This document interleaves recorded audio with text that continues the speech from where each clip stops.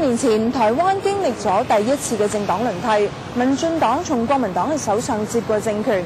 當時陳水扁就喺總統府呢度宣誓就職，答應要俾台灣人幸福。但係承諾最後有冇兌現呢？8年過去，台灣嘅經濟發展都未如理想，貧富懸殊嘅問題嚴重。政府官員貪污嘅個案不斷上升，搞到民怨四起。終於等到2008年第4次嘅台灣總統大選舉行在即，究竟台灣嘅選民會點樣利用手上珍貴嘅一票去表達對過去嘅意見呢？2日之後自有分曉。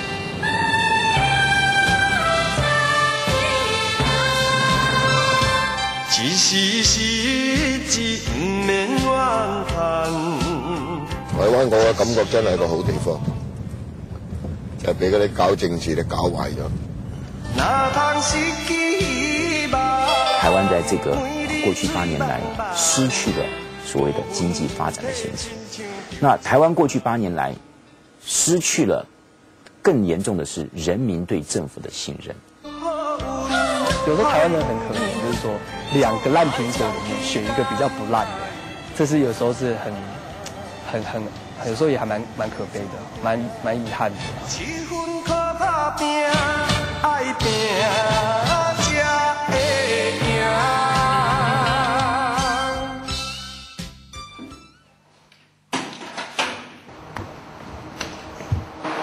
千里江就出嚟，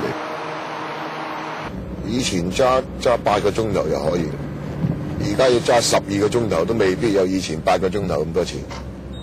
本身係香港人嘅馮志成喺台北揸的士已經10幾年，的士行業一直都係反映地方經濟最佳嘅寒暑表。馮志成話：從未見過台北嘅市面咁冷清。以前你一入個忠孝東路一定有客，而家喺1段去到6段啊，都揾唔到個客。不過我再講個客人啊，佢話賣米嘅，佢問我點解冇生意。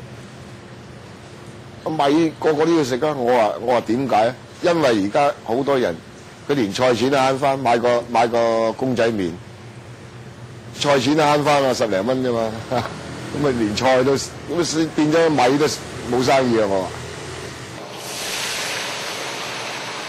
呢6-7年嚟啊，以成個消費行業啊好差，人揾唔到錢，佢冇辦法消費啦。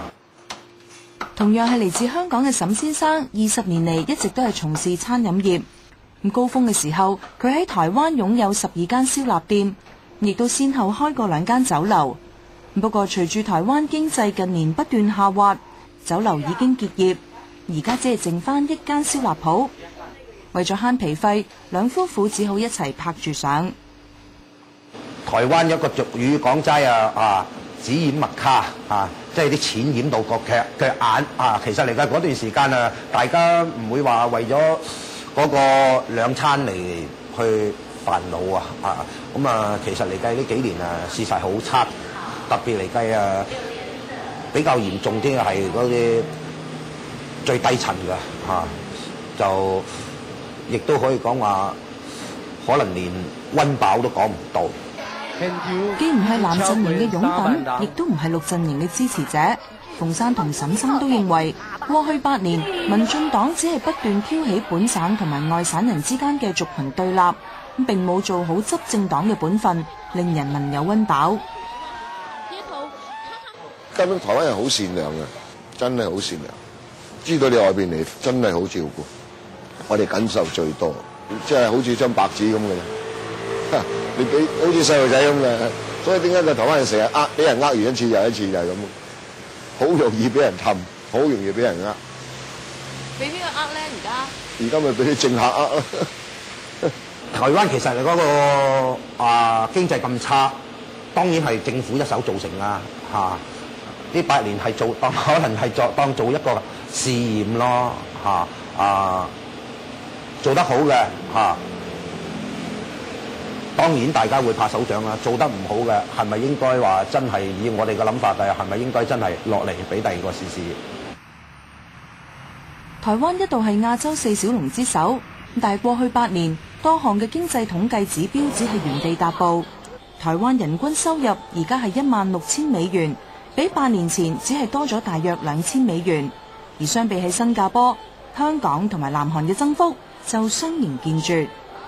我們失去了這樣子發展的一個先機，使得我們變成了亞洲四小龍的尾巴。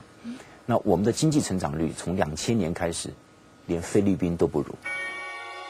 經濟學者李同豪話，令到台灣經濟停滯不前嘅原因係由於執政黨往往將經濟問題政治化，令到台灣失去同國際合作嘅機會。